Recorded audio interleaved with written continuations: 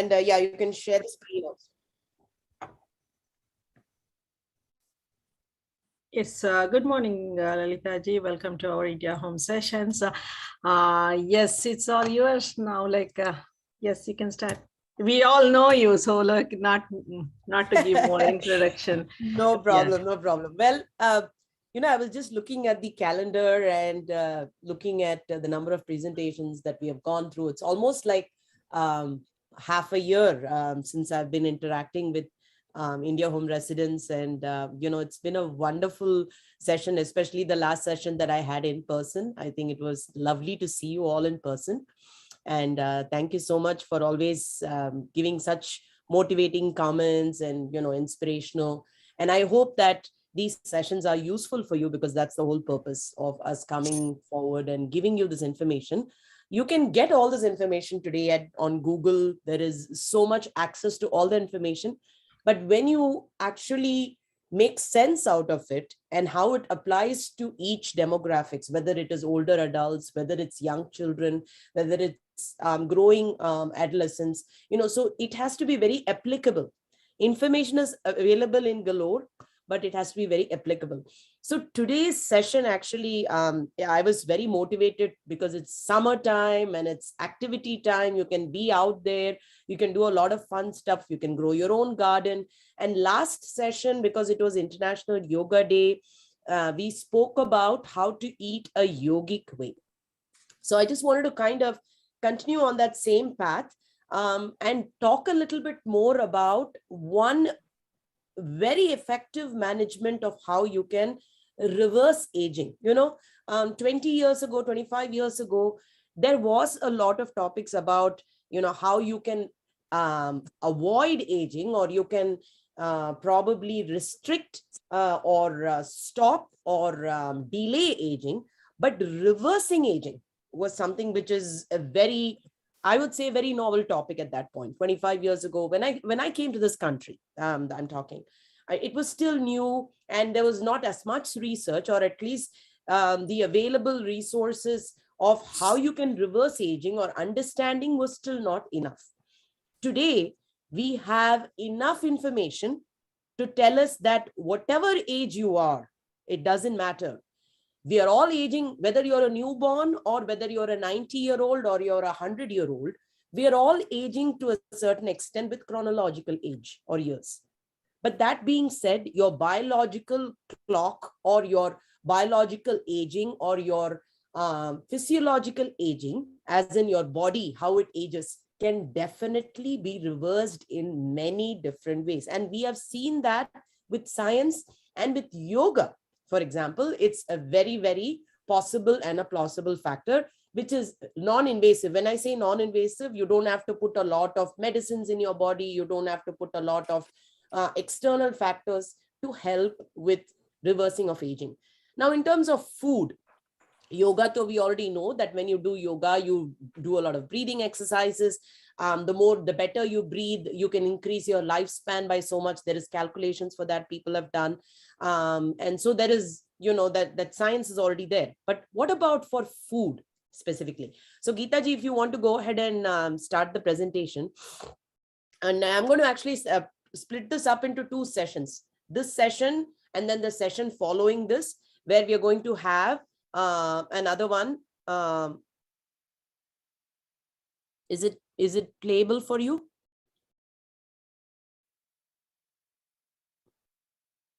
Geeta ji? I don't know why it's not coming up. But anyways, no. It is just I'm playing the slideshow. Yeah, no problem, no rush. So while Geeta ji is actually working on the slideshow, I wanted to share about what are some of the important foods that we need to eat. The yogic way also, in many ways, it can be yogic also. And how do we reverse aging? For example, I don't know why this is coming up this way. Do you want me to share? Yeah, you can. Yes, you can share 1 minute. It's not coming as a presentation to me. Yeah, I don't know. Maybe because it was a PDF today. Sorry, I didn't mean to. PDF. That's why it's not PowerPoint, right? Yeah, no, I it's see. in Google Sheets, but yeah, it is not I don't know coming. why then it should be sharing easily. Anyways, so before we go to that, before you see the slides and everything, what I did want to talk about is food wise, there are multiple things that you can do to reverse aging. When I'm talking about reversing aging, I'm going to actually ask one of you to tell me. I'm going to ask one volunteer to tell me, if you want to raise your hand and tell me what are some of the signs in which that you see that you are increasing in age, besides the fact that you see it on the calendar and say, hey, my age is so and so today, or my age is this. What are some of the signs physically that you see outside that shows you that you are increasing in physiological age? Anybody, if you want to share your thoughts while Geeta ji is getting ready. Yes, Rita Kohli, she raised hand. Rita ji, please, boliye. Thank you for coming today. And my way of looking at it, I have deficiency in hearing the talk. Sometimes on certain level, it's okay. But if I'm in the car and in the back seat and the driver is talking to me, especially my daughters complain to me that you don't hear now anymore as you used to hear it. That's the one issue. That okay, so Rita ji is saying that it's because of the hearing that she feels that age is caught up with her, or that her physiological factor has been more evident, that what she was hearing before is not as good now. Is that correct, Rita ji? Yes. Okay, good. Anybody else who can tell me physically, how do you see some of the ways that you're aging? I'm looking for one particular point, which actually talks about a physical, it shows in your body in some way. If somebody can please tell me. Wrinkle. Wrinkles. So that was Hemba ji, correct? Namaste. Sorry. Namaste. No Yeah. problem at all. Yeah. So Geeta ji, I'll share, is it? Yes, try it. Yeah. Okay. You've given me sharing options? Yes, I did. Okay. All right. Let me go ahead and share. Hold on a second. So Vimbaji was telling that you can actually show the signs of wrinkles in your body when you are talking about aging. Now, what I am going to share here is, sorry, let me open my presentation.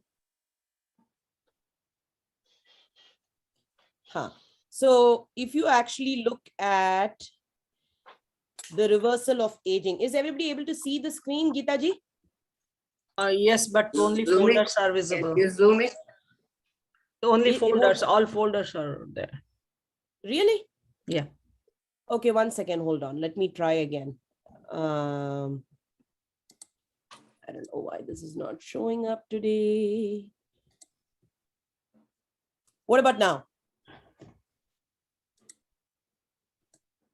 Nope. Not sharing yet? Huh. That is interesting. Okay. Let me try one more time.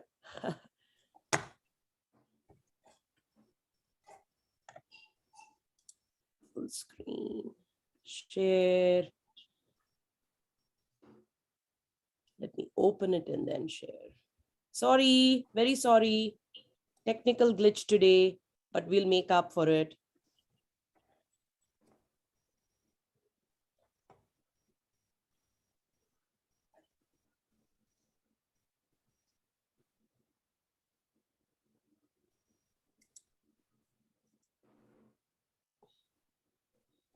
Sharing has failed. I don't know why it says sharing has failed.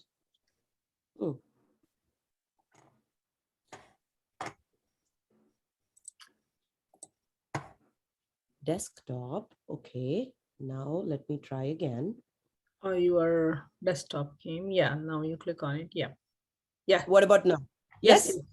Okay. Good. Thank you, right. my lord. All right. Sorry, everybody, for that little glitch there. So in terms of reversing aging, there are multiple ways. As Vimbaji was saying, when you have wrinkles on your face, that is one of the ways that it shows physiological aspects of aging. And skin, for a matter of fact, is one of the organs that will show you that you do start aging from the time you're born. You will see, of course, you won't see wrinkles on a baby's face, but there are specific conditions, physiological conditions that even shows that there is wrinkles that, which is very evident at a very younger age. And this can be because of certain deficiency factors. Another way that you also see is the natural graying of your hair. The gray matter inside your brain probably becomes a little lesser at that point, and the gray matter outside increases, right? So that is another way you can show aging. And then, of course, aches and pains, a lot of inflammation in our body, that shows up when your chronological ages goes up. Then the functionality of your body, the slowing of your body, right? Activities wise, what you were able to do when you were 15 years old versus when you are 50 years old is slightly different. That being said, some of the ways that they have done research with eating the right type of foods, living the style of lifestyle, doing the right type of exercises, they have shown that a significant amount of these slowing factors, these wrinkle factors, this sight factors, this hearing factors can all be reversed. And this is called neuroplasticity. It's a very hot topic today, and it's been studied for many, many years now. What neuroplasticity basically is, that your brain rewires itself. So if you actually take your brain out and kind of use a little, electrode to kind of rewire it, or kind of put the wires differently, you can bring some new evolution to your activities, to your body. In effect, if you treat your body as a machine, and if you take the main the motherboard, which is your brain, and you rewire the brain, you can actually see some of those activities reversing. And that can be with reversal of, your wrinkles. It can be reversal of growing better hair. It can be reversal of moving faster. It can be reversal of reducing inflammation, so on and so forth. So how do you do this with food is our topic of interest today. And so that's what I wanted to talk about. From your brain to your bones, what you eat matters. So help yourself to some age-defying foods. When I mean age-defying foods, it doesn't mean that you're, you can completely stop from whatever is physiologically happening with increasing age. I'm saying you can reverse some of those factors. You can slow some of those factors. So a person who may be 75 years old can reverse some of these factors and make his or her heart, lungs, every part of the body functional to become more like a 45-year-old or maybe like a 55-year-old. There is possibilities. People have done research and they have seen that with food it's possible. So what are some of the anti-aging foods? We have spoken about these many times in different topics, in discussions that we have had. But today I'm going to become more specific about some of the things, because, in any number of times, even for me as a dietitian, even being in the field, unless I actually think about the topic or I actually dwell in the topic, I tend to forget. We are all that way, right? On a daily basis, when we're eating certain foods, we'll say, oh, Lalitha had told us that omega-3 is very good for us. But how many of us are able to remember to put that in our everyday meal? That is why this education and this reminder kind of keeps, giving you like a memory jog, and you're able to keep up with eating healthier. So omega fatty acids, this is a very, very important entity in your food, and you generally get them as something which is a precursor. Yani ki whatever you need of omega fatty acids, you only get the precursor of that from your food. Then your body makes it inside your system, which means, let's say if I'm a vegetarian, there is a certain number of precursors that I can get. If I'm a non-vegetarian, as in a meat eater or a fish eater or an egg eater, then I may get other precursors or factors that can help you make these omega-3 fatty acids. I'm not going to name the names because these names are pretty complicated. Even if you're able to just remember it as acronyms, EPA, DHA, ALA. EPA and DHA comes from non-vegetarian sources. ALA comes from vegetarian sources. These slides are going to be available for you. Please remember, my dear residents. So don't break your head about knowing the names. I really want you to put in your mind, where can you get it from? That is more important. So like I said, EPA, DHA is something which you can get from non-vegetarian sources. ALA is something which you can get from vegetarian sources. And as the images indicate here for you, you can see that if you eat eggs, you eat olives, you eat flaxseed, you eat chia seeds, you eat almonds, you eat avocado, you eat salmon, a lot of the cold water fishes are all high in mackerel, for example, are all high in omega-3 fatty acids. Also, vegetarian sources, a lot of your seeds, especially chia seeds, your spinach, your tofu, your cauliflower, your cruciferous vegetables, broccoli, a lot of your melons, your nuts, olives, these are all rich in omega-3 fatty acids of the ALA sources. And actually, the omega-3 fatty acids helps in maintaining the heart health, the brain health, the kidney health, the eye health, and the skin health, which is actually some of the main important organs in your body. Hi, is that Jason? Which relevant Jason, I got your please... number from the company. Thank you, Geeta ji. So the way that you can reverse aging, yani ki with some of these organs, you can actually significantly see that when you are eating these omega-3, that your functionality of these organs are definitely going to be reversed in age. For example, better eyesight, better brain health, better focus, not forgetting things. All of these are very helpful through the omega-3 fatty acids. Now, I want to specifically talk because majority of us do eat meat, and maybe we are non-vegetarians, or there are a majority that are also pure vegetarians. So I'm just giving you a combination of all of the foods that we have. For example, flaxseed. If you are able to use a tablespoon of flaxseed, which has got about 2.4 grams of omega-3, you're done for the day for the omega-3.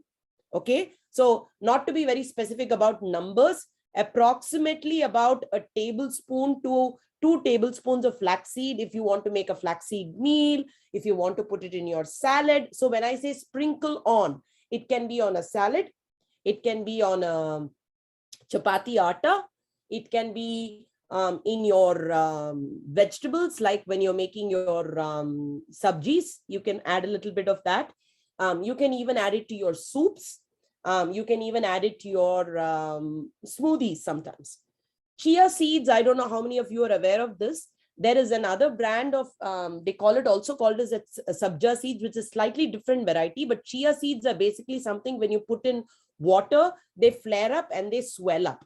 So chia seeds are very good when you add it in the yogurts, or you add it in your oatmeal, or you can even make like a muesli mix or a porridge or something, you can add chia seeds. So about 5 grams of chia seeds can give you all your omega-3 fatty acids for a day. Also with beans, you can have about half a cup of beans and you can get your omega-3 fatty acids.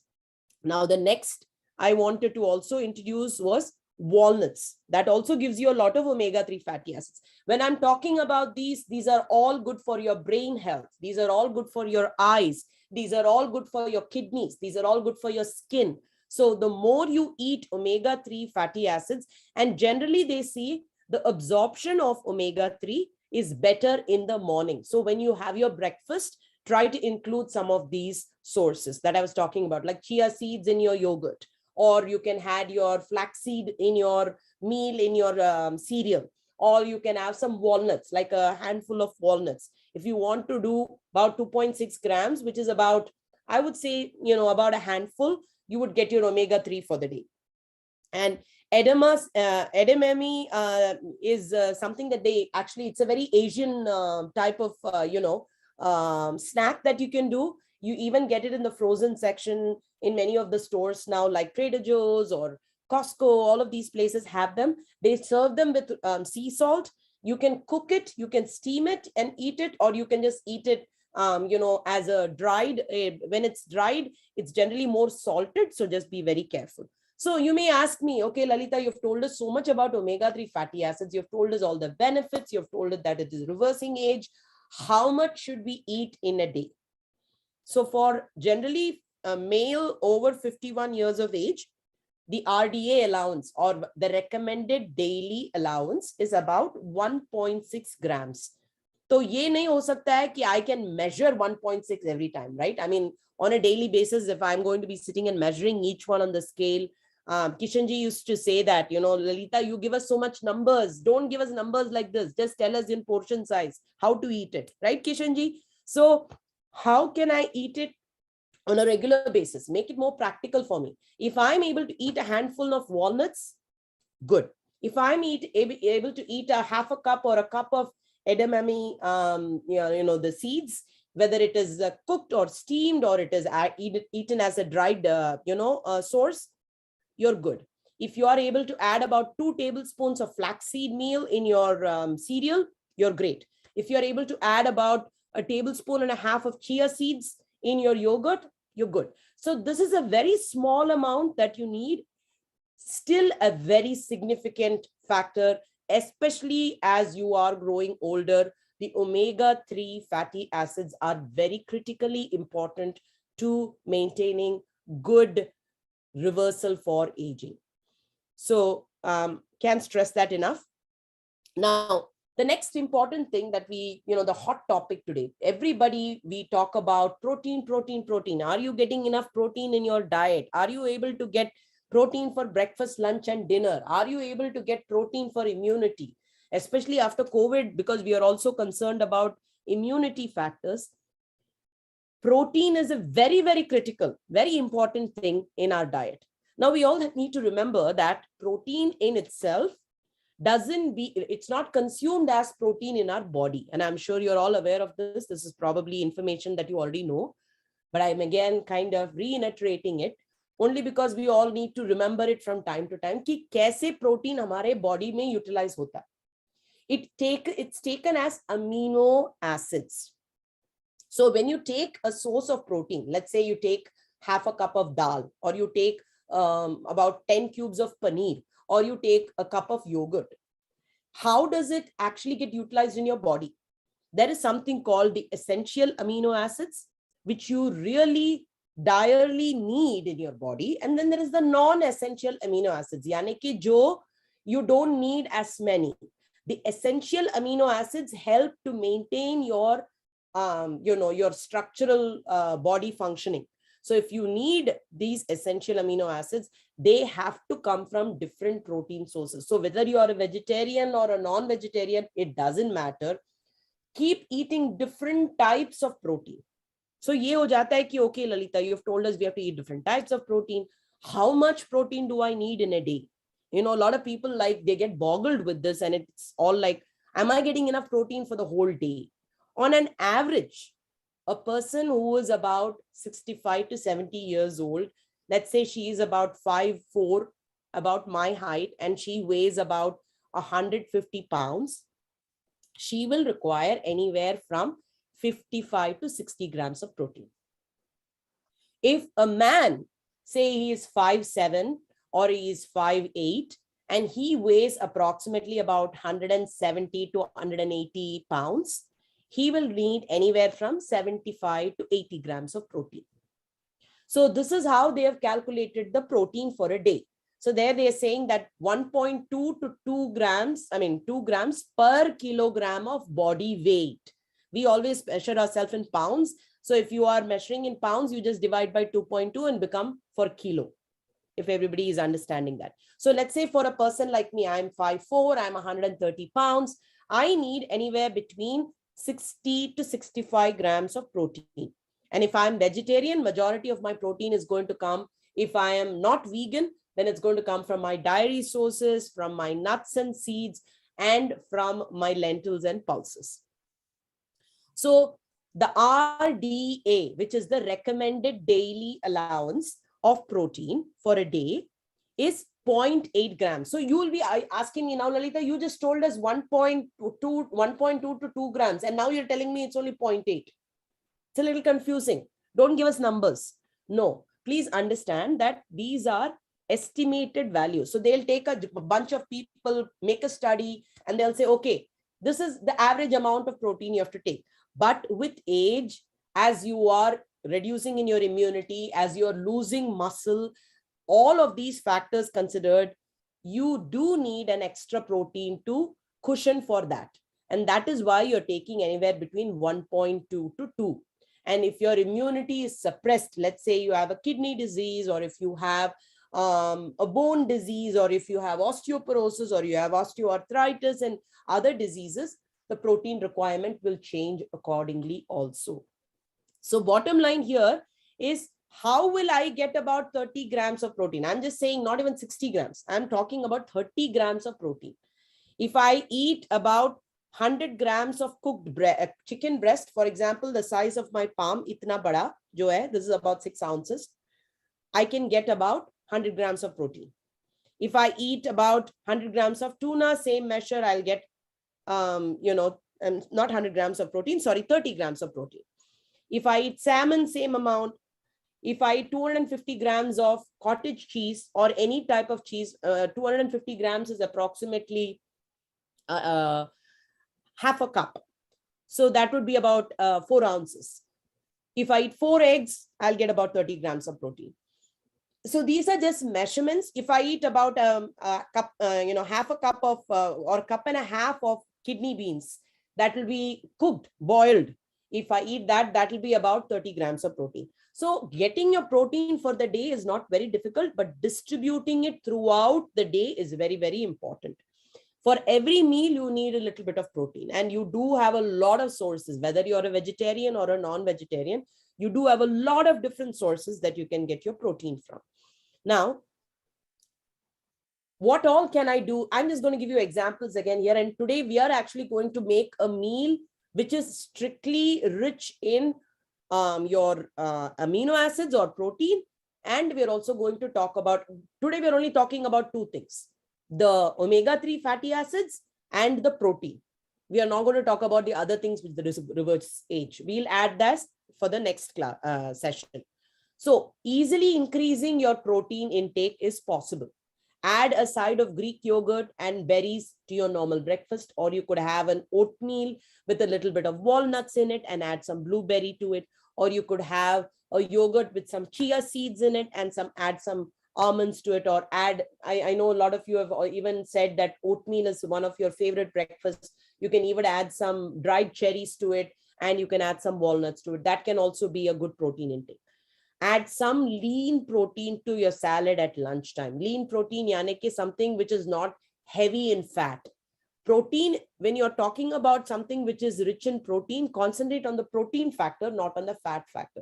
For example, if you're making a dal tadka, if you are having a lot of lentils in it and mixed lentils in it, and if you are making it with less ghee or less fat in it, the protein factor is what is more important there than the, I know taste is also very important, and you can maybe add a little bit of ghee to enhance flavor, but the protein should be the more important factor and not so much the fat there. Now you can even do a snack in between. You can do your edamame seeds there. You can do a handful of walnuts, or you can do some cheese and crackers, or you can do some people even like to, if they're a non-vegetarian, they can even do an egg. They can do some cottage cheese. All of these can be snacks in between. Also make sure that at least 1/4 of your plate is again protein at dinner time. So ye jo protein ka factor hai, it's very important, not just because you're growing, you're an adolescent, also when you are increasing in chronological age. I'm not going to call it aging, because we are calling about reversing aging. If you've taken enough protein, you can delay and reverse majority of the aging factors that happens to you. So here I'm going to stop sharing after I share this next slide, and I'm going to work with you in putting together a meal. And Kavita ji, hopefully you can help me out to write it down, or Geeta ji, sorry. Hi, Kavita ji, how are you? Good. Good. Awesome. I was busy looking at the slides now, so I forgot to say hello to you. So we do have so many different sources here, my dear people. We have Greek yogurt, we have egg, we have beans, we have lentils, avocado, you name it and you have it. Protein sources, itne sare hai. We don't realize it, but adding it each time to each meal conscientiously and making sure that we get on an average about 60 grams, what I was talking about. If you're about 130 to 140 pounds, or let's say 150 pounds, female, about 65 years of age, you need about 60 grams of protein.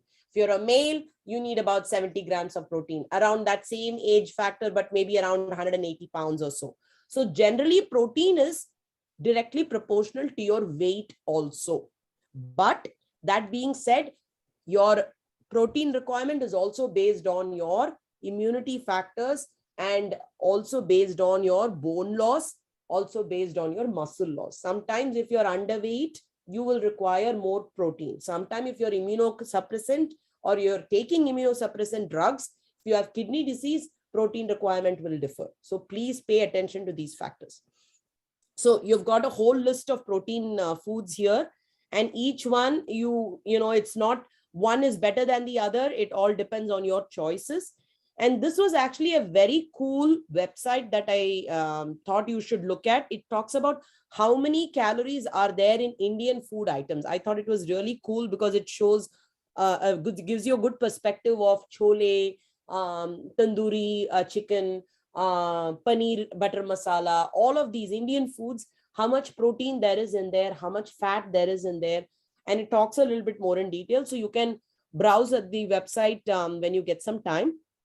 But now what I'm going to do is I'm going to stop sharing and I'm going to actually start asking people to volunteer and tell me.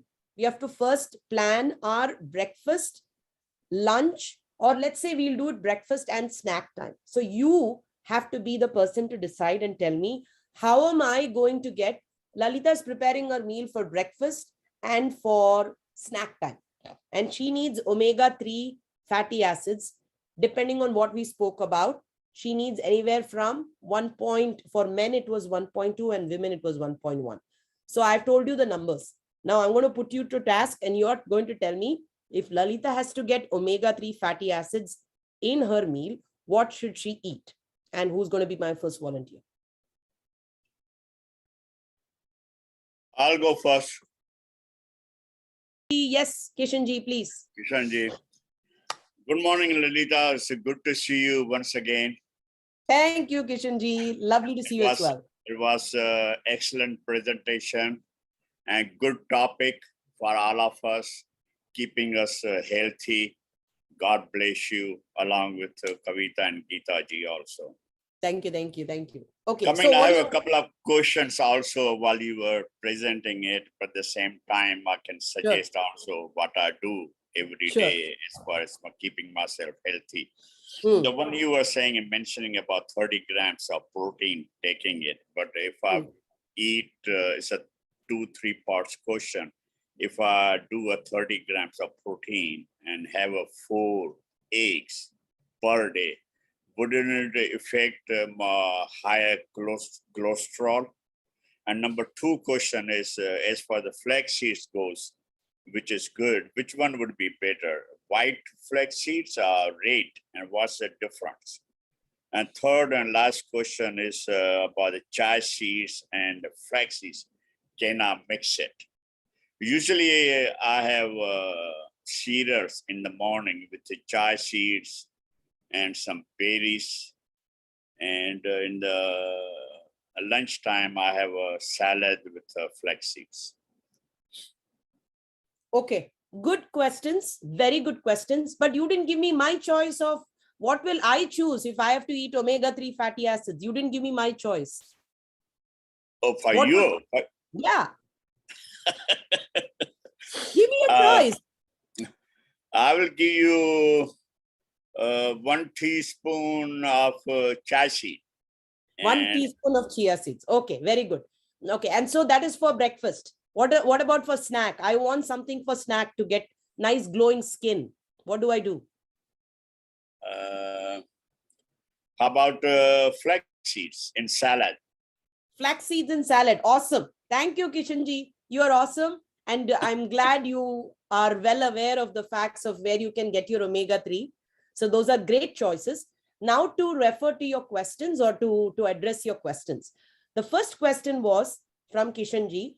Lalitha, you're saying 30 grams of protein in 4 eggs. If I'm going to eat 4 eggs a day, is it not going to affect my cholesterol? Very good question. Very, very, important point. We will address as many questions as possible. But I also want at the same time for you to think versus me giving answers for everything.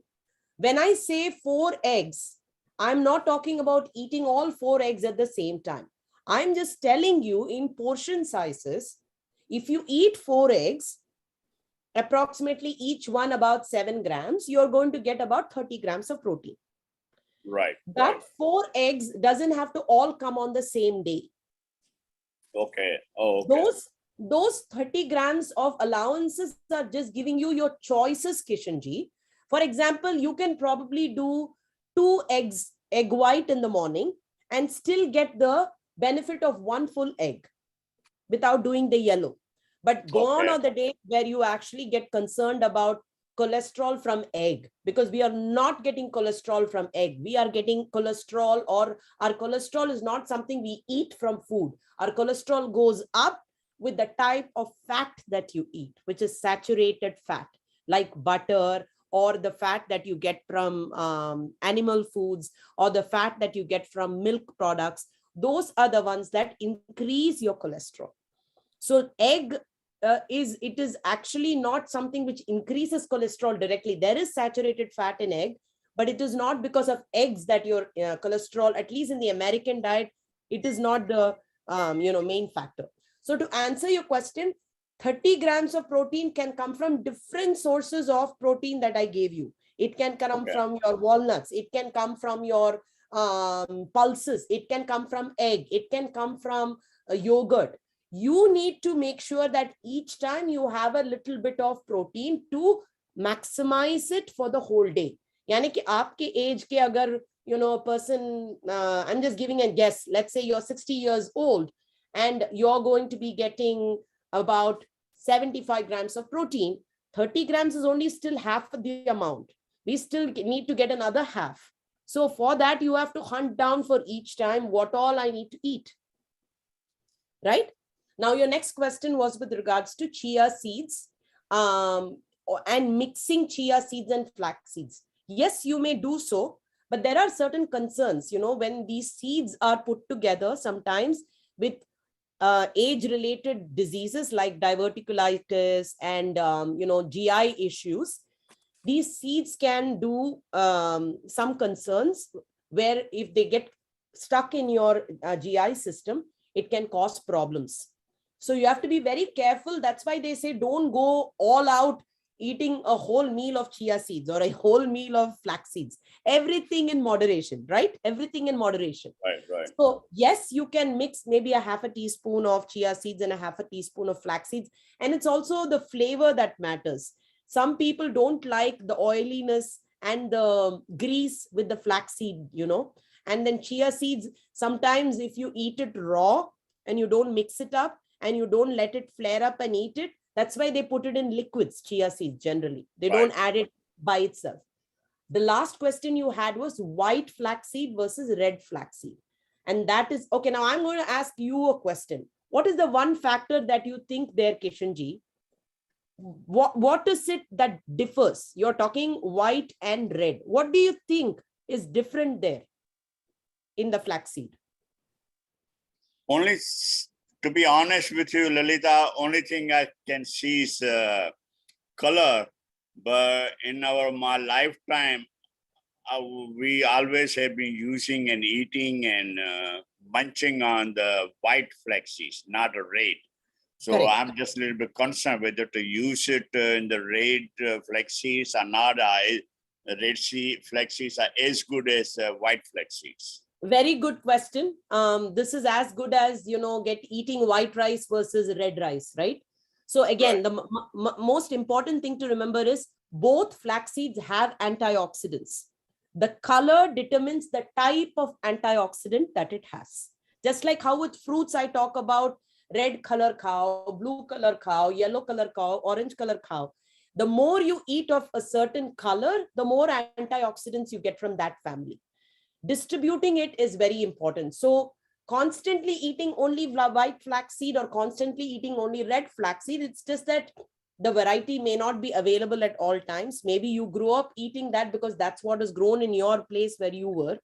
Right. Now Right. that you have it available, maybe you can try it out. And it's all a personalized choice, right? A lot of people may like it, may not like it. And of course, the antioxidants that is there in red flaxseed versus white can be different. As far as getting the omega-3, to begin with, it is a very small amount that you need in your diet. So Right, utna, right. matlab, you don't need to get so stressed out about it. Just make sure you get sufficient for the whole week. At least if you're looking at your khana the whole week, if you're able to get some amount of omega-3 in some form in your food, whether it is olive oil, whether it is olives, whether it's flaxseed, whether it's chia seeds, whether it's walnuts, jo kuch bhi ho.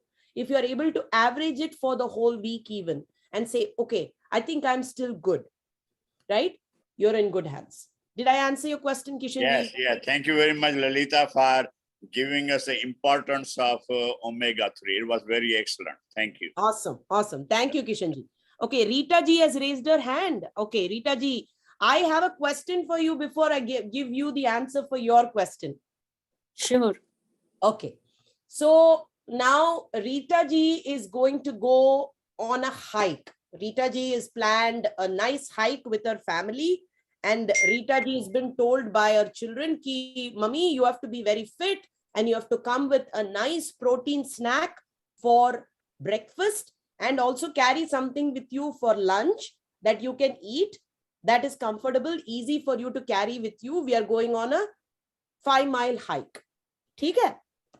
So what is Rita ji going to choose? I will take a heavy breakfast with quinoa and lot of vegetables. I will sprinkle some flaxseed meal. And Okay.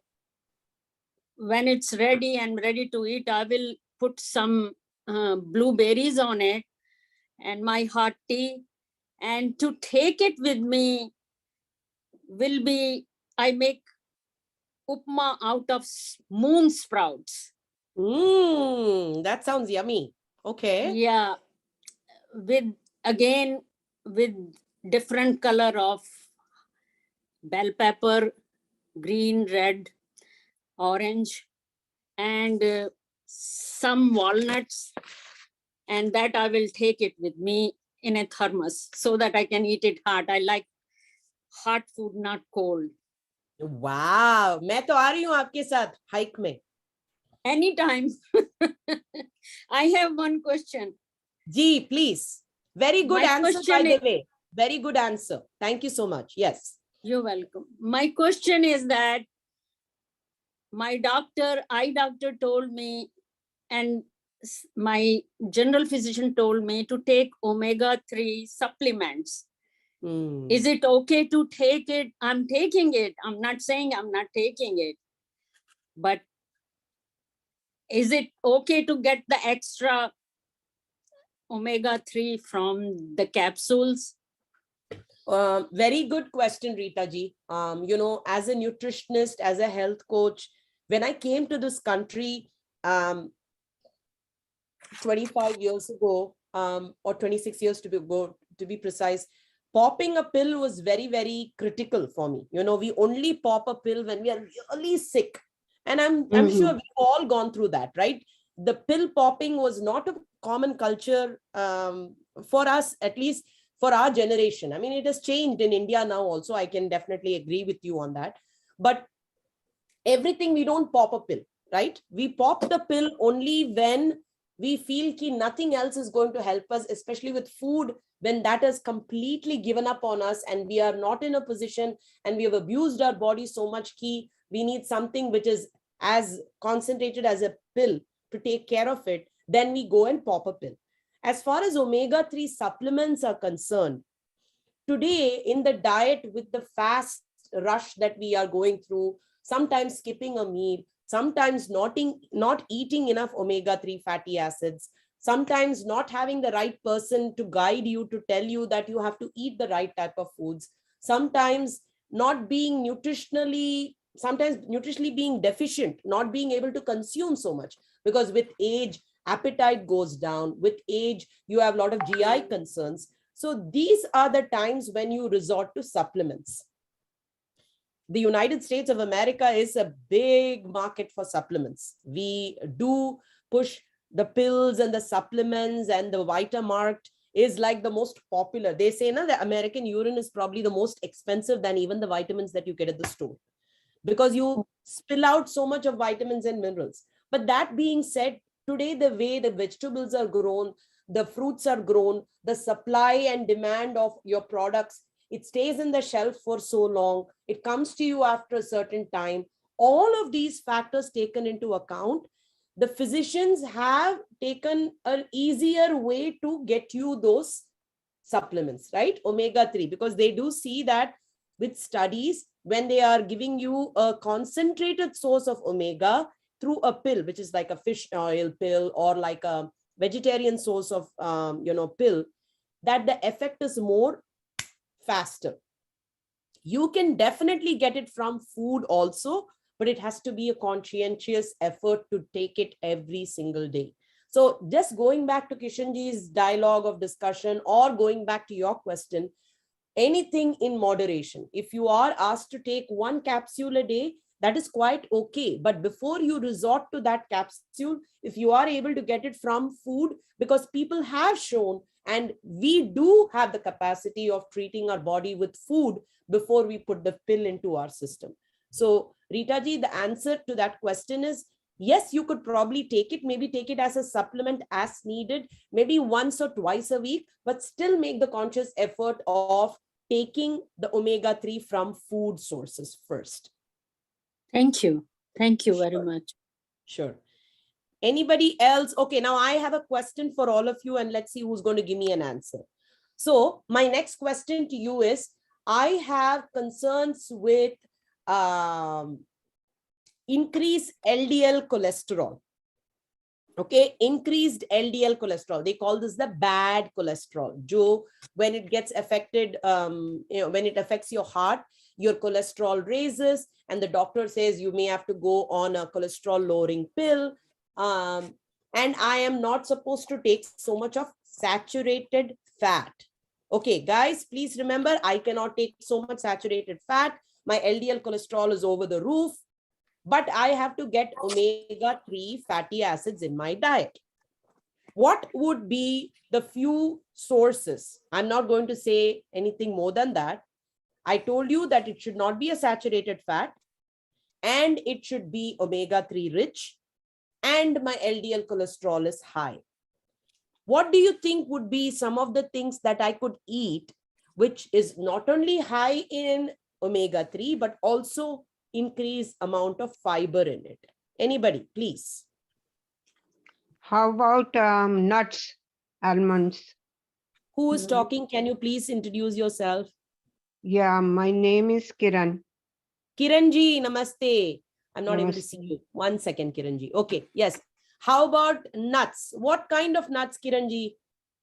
Walnuts, almonds, Walnuts, almonds, and pine nuts.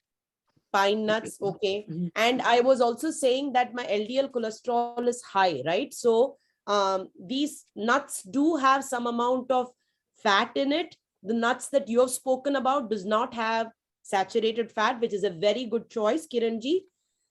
I also need something which has got some fiber in it. So do you think... Avocado. Okay, who is answering now? Neha ji. Okay, so avocado is definitely a great choice. It is a monounsaturated fat. It is a very good choice. Thank you so much. And Kiranji, your choice is also correct.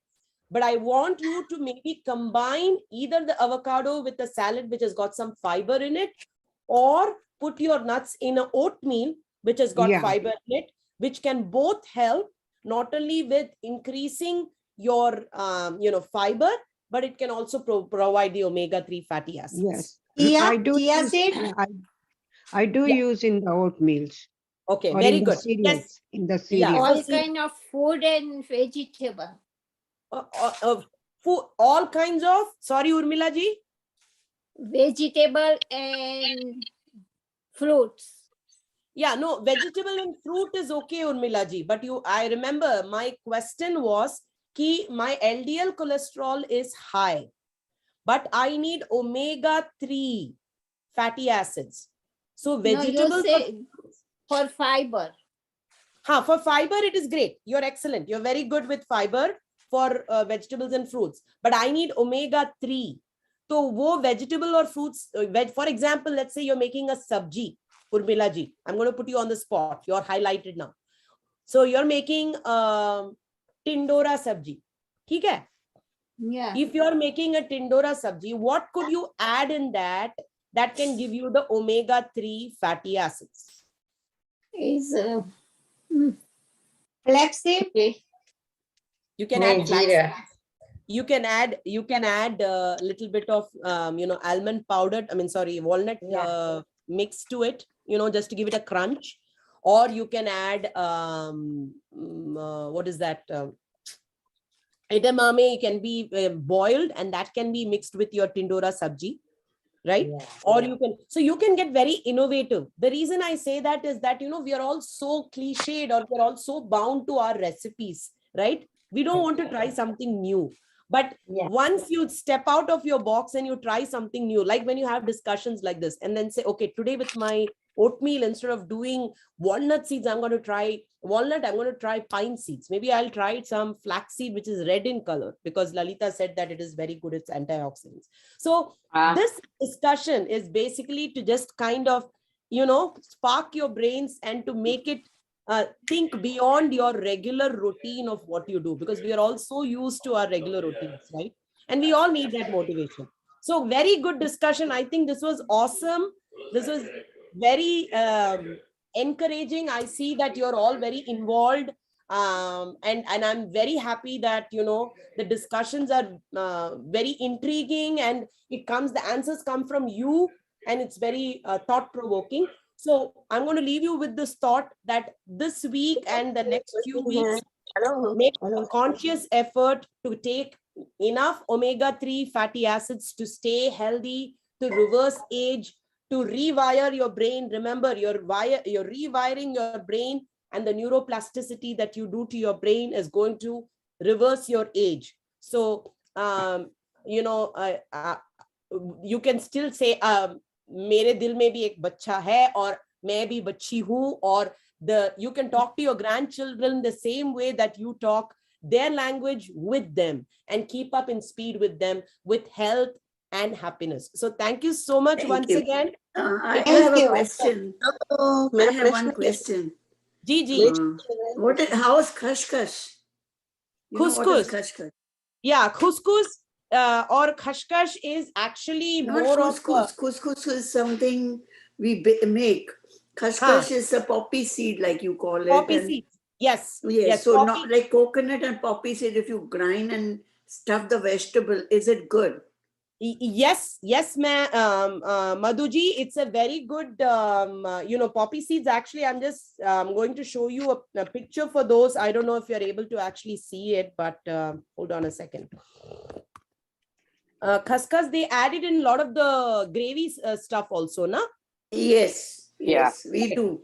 Or even for stuffing, like you grind with something, and it gives a lot of taste, in certain things. So. Correct. So, for example, I don't have the immediate picture here, but there is also the poppy seeds come in black and in white. And white, yes. It's rich in fiber. It is rich in a lot of the, minerals and in the vitamins. And they also see that, I'm going to see if the poppy seeds, I don't know off my head if it's got omega-3, because the main discussion is omega-3. So I'm just looking this up. And it does have omega-3 fatty acids also in it. So yes, poppy seeds are also a very good thing.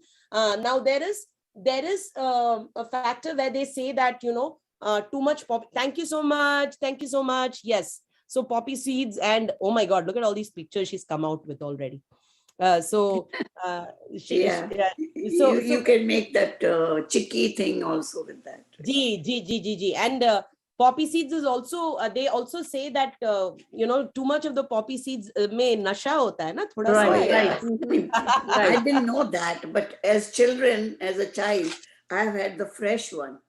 It's like a green, like a ball, and you open it and you eat it. Correct. There is I don't know now where you get it, but I've had that too. Yeah, you get it. We make payasam out of it whenever some occasions. Yeah. Yes. Nashili hoti hai. Yes. This is Anna. Ji. Holi Anna, में I Holi have में a बनाते हैं ना उसको. suggestion. Yeah, and yes, and yeah, Anna ji, yes, what's your question? No, it's not a question. I had a suggestion that I heard from somewhere that you make a paste of 2 dates, 3 or 4 almonds, 3 or 4 cashews, 1 tablespoon of poppy seeds. Okay. And you make a paste. You make a paste out of it with a little milk. Like you and make you a can laddu add of it either also. regular milk or you can add other milks that you like. Make it a cup and then you take it at night. It really helps both in the cholesterol problem and relaxing your muscles. Oh, wow. So you get a good sleep. Anna you get ji, a very good sleep. I didn't know that. Can you share this recipe with Geeta ji, please? I'll tell Geeta because it's in a Kannada YouTube thing called, it is actually called Geeta Sante. Oh, wow.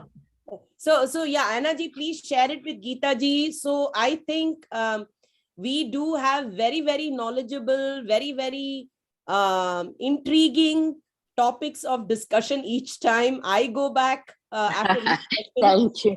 some new recipes and some new ideas. I'm so happy that we are doing these sessions. I do have Mangla ji and Neeru ji. हाँ, बोलिए जल्दी बोलिए. 2 more minutes. घी के बारे में hello घी के बारे में कोलेस्ट्रॉल बढ़ाता है घी, लेकिन आयुर्वेद में घी तो बहुत ही अच्छा माना जाता है. वो कहते हैं कि 2 चम्मच तो रोज दूध के साथ लेना ही चाहिए. तो आपने मेरी योगा वाली सेशन अटेंड नहीं की है मंगला जी? पिछले बार जब हम थे वहां पे योगा सेशन के लिए, तो मैंने तो एकदम से कहा था आपको कि ghee is very good for you. I didn't get it. What did she ask? She was asking if ghee is okay to eat. She thought I was saying that ghee was not okay to eat, or maybe she was not aware of the fact that I was encouraging eating ghee. But Mangla ji, main thing you have to remember is consuming ghee in the right portion sizes is very important. When you take ghee as a part of concentrated sweets like jalebi में या लड्डू में या गुलाब जामुन में जब हम खाते हैं, so the sugar and the calories are going to be high. But ghee in itself, clarified butter, when it is homemade and when you're having it a little bit on your, जैसे in Ayurveda it's called grit. Grit से ही बनाते हैं सारे जो medicines जो बनाते हैं, they make it with grita. So ghee is good for you, and they have found out today with the Western medicine also that there is a factor called conjugated linoleic acid, CLA, which is very good from ghee. So having a little bit of ghee in your rice, having a little bit of ghee in your vegetable, thoda sa, when I say little bit, in moderation, not having 4 gulab jamuns with ghee fried. Hai na? That we have to be careful. You can have 1 gulab jamun or maybe 2. Okay. So yes, so you can definitely have some ghee in your diet. I think there was one more person who had a hand raised. Yes, Neeru ji. I was healthy as usual. Yesterday, I went to my nephew's house. We has too much pollen, and I started running nose. So with the scared thing, I did the test. So it says, "Oh, you're positive." So what is the thing I should do? Only runny nose. I have no fever, no cough, and I'm eating always healthy. So what should I do to? Good question. Yeah. if you've tested positive, Neeruji, just rest. Lot of rest, lot of fluids. Increase your zinc, increase your vegetable intake, take clear soups, take vegetable soups, try to eat more vitamin C rich fruits. Your appetite might go down sometimes, but just be replenished with your fluids. With age, the main thing you need to concentrate is not get dehydrated, not allow the lungs to get affected. So if you're able to practice a little bit of breathing every day in the morning, that would probably help.